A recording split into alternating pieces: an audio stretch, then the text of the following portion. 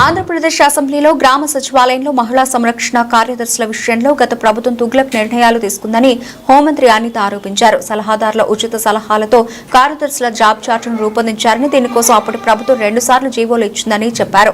ప్రభుత్వంలో ఉన్న శాఖలు అన్నింటినీ కలిపి కార్యదర్శుల జాబ్ చార్టు రూపొందించారని తెలిపారు.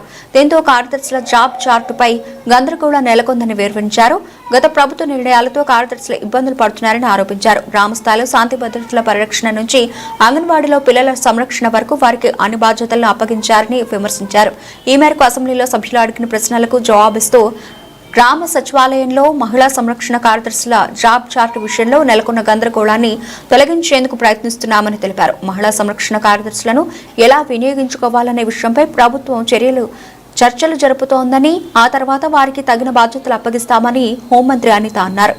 యూనిఫామ్ కూడా వాళ్ళకి వేయాలి అని చెప్పి వాళ్ళు రిస్ట్రిక్ట్ చేస్తే వాళ్ళు కూడా దానికి భయపడి బాధపడి చాలా మంది కోర్టులకు వెళ్ళిన సందర్భాలు కూడా ఉన్నాయి అధ్యక్ష. ఈ రోజు కోర్టులో దగ్గర 7 రిట్ పిటిషన్లు మహిళా కార్యదర్శికి సంబంధించి ఆ పోలీస్ డ్రెస్ విషయంలోని కానీ వీళ్ళు జాబ్ చార్ట్ ఒక అవగాహన లేక డబ్బులు ఇచ్చుకుని పెట్టుకున్నాడు కదా, ఆ మేధావులందరూ కలిపి ఆల్రెడీ 12,000 మంది వీళ్ళు పనిచేస్తున్నారు కదా, వీళ్ళని వాళ్ళు పోలీసుల కింద కన్వర్ట్ చేసేస్తే వాటిని తగ్గించి వచ్చని ఒక ఉచిత సలహా పడేశారు అధ్యక్ష. దానికి వెనకాతలు ఒక పోలీస్ డిపార్ట్మెంట్ మీద ఒక అవగాహన, పోలీస్ రిక్రూట్మెంట్ మీద ఒక అవగాహన, వాళ్ళ తాలూకా జాబ్ చార్ట్ మీద ఒక అవగాహన ఉండుంటే ఇలాంటి పని చేసి ఉండేవారు కాదు అధ్యక్ష. ఈ రోజు వీళ్ళ పరిస్థితి ఏమైపోయిందంటే వీళ్ళు వెళ్ళి రిపోర్ట్ చేయాల్సింది గ్రామ సెక్రటరీకి రిపోర్ట్ చేయాలి. వీళ్ళ అడ్మినిస్ట్రేటివ్ పవర్స్ ఎక్కడ ఉంటాయంటే పోలీస్ డిపార్ట్మెంట్ దగ్గర ఉంటాయి. వీళ్ళకి జీతం ఇచ్చేదేమో ఎంపీడీఓ, లీవ్ ఇచ్చేదేమో ఎంపీడీఓ, మళ్ళా తిరిగి ఒకవేళ ట్రాన్స్ఫర్ అవ్వాలంటే డిపార్ట్మెంట్ కలెక్టర్ దగ్గరికి వెళ్ళాలి అధ్యక్ష. అంటే వీళ్ళకి సంబంధించి ఒక అథారిటేటివ్ ఆఫీసర్ ఒకరు కూడా లేక ఇన్ని డిపార్ట్మెంట్స్ తో పోనీ పైకి వచ్చిన తర్వాత పని చేద్దామంటే వీళ్ళు తాలూకా అంటే పైచి ఎంత పెరిగిపోయిందంటే లాస్ట్ గవర్నమెంట్ కి వీళ్ళ చేతే తక్కువ జీతాలు ఇచ్చి ఎక్కువ పని చేయించుకుందామని క్రైమ్ ఆఫ్ ఎఫెన్స్ దగ్గర కూడా కాపాడడానికి కూడా వీళ్ళు తీసుకెళ్లాలంట. నాన్ బెయిలబుల్ వారెంట్లకు సంబంధించి వీళ్ళు సపోర్ట్ చేయాలంట.